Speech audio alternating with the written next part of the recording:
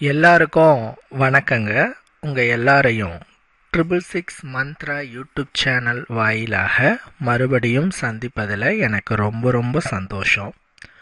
தொடர்ந்து நம்மளுடைய சேனல் மூலமாக ஆன்மீகம் சார்ந்த பல அரிய தகவல்களை பதிவேற்றம் செய்து கொண்டிருக்கிறோம். அந்த வகையில் இந்த வீடியோவில் நாம் பார்க்கக்கூடிய தகவல் என்ன அப்படின்னு கேட்டால், வஷ்யம். விரும்பிய நபரை விரும்பியபடி நமக்கு வசியமாக்கிக் கொள்ளக்கூடிய ஒரு எளிமையான முறையை பற்றி நான் சொல்ல போகிறேன்.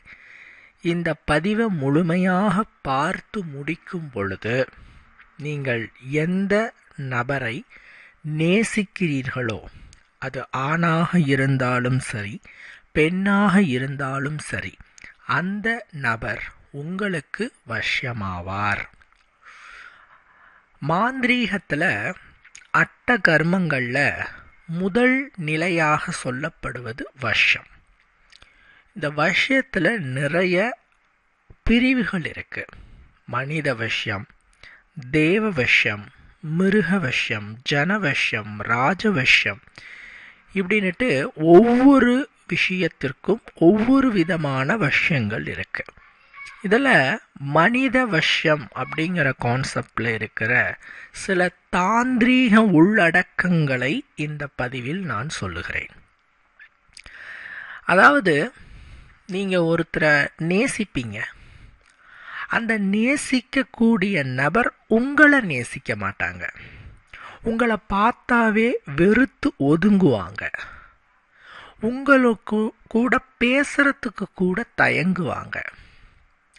இப்படி இருப்பவர்களை நீங்கள் நேசிக்க வைத்து அவர்களோடு நீங்கள் இணக்கமாக வாழ்வதற்கு அல்லது இணக்கமாக ஒரு அன்பாக இருப்பதற்கும் இந்த ஒரு விஷயம் பயன்படும். நீங்கள் அடுத்த ஒரு கேள்வியை எழுப்பலாம். இதனை தவறான நோக்கத்தில் யாரேனும் பயன்படுத்தி விட்டால் பஞ்சமா பாவங்கள் வந்து சேருமே அப்படின்னுட்டு. நான் இந்த பதிவில் சொல்லக்கூடிய விஷயங்கள் முழு அன்போடு இருந்தால் மட்டுமே வேலை செய்யும். ஏன்னா இதில் மந்திரம் எதுவும் சொல்ல வேண்டாம், வேற எதுவும் தாந்திரீகங்களை பெருசாக செய்ய வேண்டாம். மனதினுடைய சக்தியை மேலெழுப்பி அதை பயன்படுத்தி நாம் விரும்புபவர்களை நமக்கு வசியமாக்கிக் கொள்கிற முறை அப்படிங்கிறதுனால, உங்களுக்கு உண்மையான அன்பு என்பது இருந்தது அவர்கள் மீது அப்படின்னா மட்டும்தான் இது ஒர்க் அவுட் ஆகும். ஒருவேளை உண்மையான அன்பு இல்லை அப்படின்னு சொன்னால் இதை நீங்கள் எத்தனை முறை சொன்னாலும் வெற்றி ஆகாது. சரி, வாங்க இதை எப்படி செய்யலான்னு பார்க்கலாம். எத்தனை நாள் செய்யலான்னு பார்க்கலாம். இதை 11 நாட்கள் செய்யணும். 11 நாட்களுக்குள் அந்த நபர் உங்களிடம் வந்து பேசுவார்கள், உங்களிடம் அன்பாக இருப்பார்கள். நீங்களே ஆச்சரியப்படுவீங்க. நம்மளை பார்த்தா திரும்பிக்கிட்டு போனவங்க இப்போ நம்மக்கிட்ட வந்து பேசுகிறாங்களே அப்படின்ட்டு உங்களுக்கே ஒரு ஆச்சரியம் ஏற்படும். அந்த ஆச்சரியத்தை தான் இந்த பதிவில் நீங்கள் உணரப்போகிறீர்கள். இதற்கு முதல்ல நீங்கள் காலையில் எழுந்து கொள்ள வேண்டும். பிரம்ம முகூர்த்தத்தில், அதாவது 3:30 மணியிலிருந்து 5 மணிக்குள்ள. ஏங்க அந்த டைமிங்லேயே எழுந்திருச்சு செய்ய சொல்கிறீங்க எல்லா தாந்திரீகத்தையும் அப்படின்னு கேட்டால், இந்த டைமிங் தான் மாந்திரீகம் தாந்திரீகம் ஆகியவற்றை செய்வதற்கு சரியான நேரம்.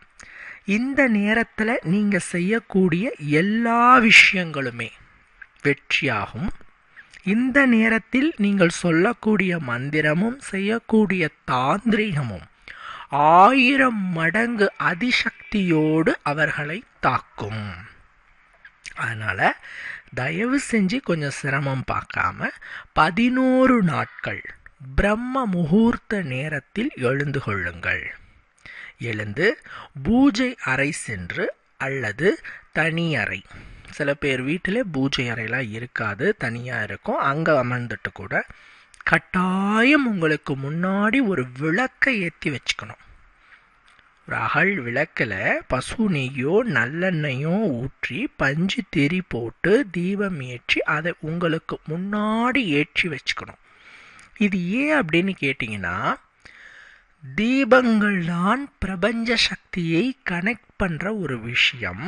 நம்மளோட மனதில் இருக்கிற அந்த ஆசைகளை காந்தம் போல ஈர்க்கும் விஷயம். ஏன் நாம் கடவுள்கிட்ட கும்பிடும் போது விளக்கேற்றி கும்பிட்றோம் அப்படின்னா, நாம் என்ன நினைச்சாலும் அந்த அதிர்வுகளை இந்த விளக்கு தீபம் ஈர்த்து அதை இறைவனிடத்தில் சென்று சேர்க்கும். இறைவன் எங்க? பிரபஞ்சம்தான் இறைவன். அதை பிரபஞ்சத்தினம் கொண்டு சேர்க்கும். அதனால கட்டாயமாக தீபம் இருக்க வேண்டும். தீபத்தை உங்க முன்னாடி ஏற்றி வச்சுட்டு அதுக்கு முன்னாடி நீங்க கிழக்கு பார்த்தவாறு அமர வேண்டும். கிழக்கு என்பது வசிய திசை. ஒவ்வொரு திசைக்கும் ஒவ்வொரு வேலைகள் இருக்கு. அதில் கிழக்கு திசை உட்கார்ந்து நீங்கள் தெய்வங்களை கும்பிட்டாலும் சரி, மனிதர்களுக்காக செஞ்சாலும் சரி, அவர்கள் வசியமாவார்கள். ஸோ கிழக்கு பார்த்து உட்கார்ந்து இதை செய்ய வேண்டும். சரிங்களா? நெற்றியில் சிவப்பு குங்குமம் இட்டுக்கோங்க. சிவப்பு என்பதும் வசிய நிறம், அதனால் சிவப்பு குங்குமம் நெற்றியில் இட்டுக்கோங்க. முடிந்தால் சிவப்பு ஆடையை உடலிலே அணிந்து கொள்ளுங்கள். சரிங்களா? அணிந்து கொண்டு கண்களை மூடிட்டு நீங்கள் முதல்ல விநாயகரை கும்பிட்டுருங்க. விநாயகர், முழுமுதற் கடவுளான விநாயகரை வேண்டி எனக்கு நான் செய்யும் இந்த விஷயம் வெற்றியாக வேண்டும்னு முதல்ல கும்பிட்டுருங்க. எந்த மாந்திரீகம் தாந்திரீகம் செய்தாலும் முதலில் விநாயகரை வணங்க வேண்டும். அப்படி கும்பிட்டுட்டு உங்களுடைய இடது கை அந்த நாடி துடிக்கும் இல்லையா, அந்த இடத்துல நீங்கள் யாரை விரும்புகிறீர்களோ, அது ஆணாக இருந்தாலும் பெண்ணாக இருந்தாலும் அவர்களினுடைய பெயரை எழுத வேண்டும். சிகப்பு பேனாவில் எழுதுறது உத்தமம். ஏன்னா நான் ஆரம்பத்திலேயே சொன்ன மாதிரி சிகப்பு என்பது வசிய நிறம் அப்படிங்கிறதுனால சிவப்பு பேனாவில் அந்த நாடி துடிக்கும் இடத்தில் கையில், இடது கையில் நீங்கள் எழுதிக்கணும். எழுதிட்டு கரெக்டாக 20-30 நிமிடங்கள் நீங்கள் அதே இடத்துல உட்கார்ந்து உங்களுடைய கண்களை மூடி அந்த நபரை நீங்கள் மனதிலே உருவகப்படுத்தி கொள்ள வேண்டும். விஷுவல் பண்ணுங்க, காட்சிப்படுத்துதல்னு இதனோட பேர். அந்த நபர் உங்கள் முகத்துக்கு அந்த அகக்கண்ணில் வரணும், கண்களை முன்னா அவங்க வரணும். அவங்க உங்களுக்கு வசீகரணமாகணும். நீங்கள் சொல்கிறதையெல்லாம் அவர்கள் செய்யணும், உங்களோட அன்பாக இருக்கணும் அப்படின்னுட்டு பிரார்த்திங்க. ஒன்றும் செய்ய வேண்டாம், மந்திரம் சொல்லணும், வேறு ஏதாவது செய்யணும், அவ்வளோ இல்லை. கம்முன்னு உக்காந்துட்டு அந்த நபரினுடைய முகத்தை மனதிலே பதிய வைத்து, நான் ஆரம்பத்தில் சொன்னேன் இல்லையா, உண்மையான அன்பு இருந்தால் தான் அவங்களுடைய உருவமே மனதில் பதியும். உண்மையான அன்பு இருந்தால்தான் அவர்களோடு நீங்கள் இணக்கமாக இருக்கும்படியான அந்த ஒரு நினைவுகளை உங்களால் ஏற்படுத்த முடியும். அப்போதுதான் இது பலிக்கும். அதனால் உண்மையானவர்களுக்கு மட்டும்தான் இது பலிதமாகும். அப்படி நீங்கள் தியானம் செய்ய வேண்டும். 20-25 நிமிடம் செய்து முடித்தவுடன் 1 டம்ளர் தண்ணியில் சர்க்கரை 1 கிளாஸ் போட்டுட்டு நீங்கள் குடிச்சிடணும். ஏன்னா இது செஞ்சிங்கன்னா உங்களுக்கு இது பலிதமாகும். 1 டம்ளர் தண்ணியில் கொஞ்சம் 1 ஸ்பூன் சர்க்கரை போட்டு கலந்து உள்ளுக்கு குடிச்சிருங்க. இதை நீங்கள் தொடர்ந்து 11 நாட்கள் செய்ய வேண்டும். தினம் 30 நிமிடங்கள், 20-30 நிமிடங்கள், 11 நாட்கள். இப்போ நீங்கள் கையில் எழுதுனது என்னங்க ஆகும், அது அப்படியே கூட இருக்கலாம். அல்லது இந்த பூஜை முடிந்தவுடன் அழித்து விடுவதாக இருந்தாலும் தண்ணீர் தொட்டு வச்சு அழிச்சிடலாம், அது உங்களுடைய விருப்பம். சரிங்களா? கண்டிப்பாலும் 11 நாட்களில் நீங்கள் எந்த பெண்ணையோ ஆணையோ நேசிப்பதாக இருந்தாலும் அவர்கள் உங்களுக்கு வசீகரணம் ஆவார்கள்.